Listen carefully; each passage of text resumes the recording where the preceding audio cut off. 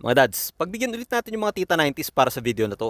Anime crush ng panahon ng 90s sa GMA at ABS-CBN. Number 1, si Reka Hanabishi ng Flame of Reka. Meron talaga sa mga tita nyo pag bida o main character, automatic crush agad nila yan. Bonus pa pag medyo bad boy. Alam mo yung tipong punong-puno ng red flag, pero sige lang sila kasi pakiramdam nila sila yung makakapagpabago dyan.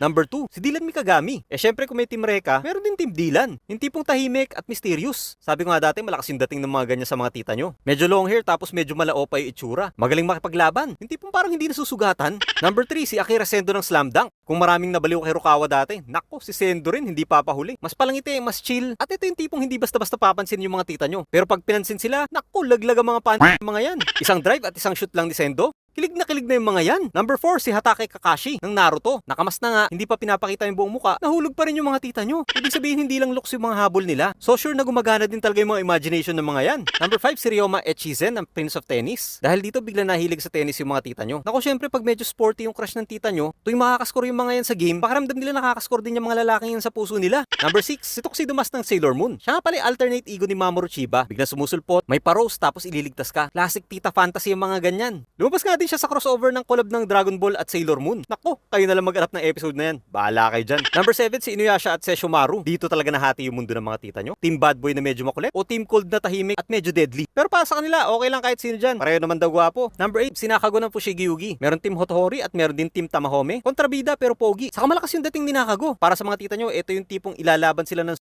pag yan yung naging papa nila. Pero yun nga, syempre, bad boy. Punong-puno ng red flag. Pero okay lang yan sa kanila. Pogi naman daw. Number 9, si Kenshin Himura. Last muna to sa listahan. Mabait, mahinhin, long hair, pero may dark past. Yan yung isa sa mga weakness ng mga tita nyo. Yung tipong gusto ng mga tita nyo, sila na mag-heal sa past. O kung meron mga dating trauma to si Kenshin. O, sino sa mga anime crush nyo hindi nabanggit dito? Comment nyo na yan. At syempre, follow nyo na din ako sa TikTok, YouTube, at Facebook.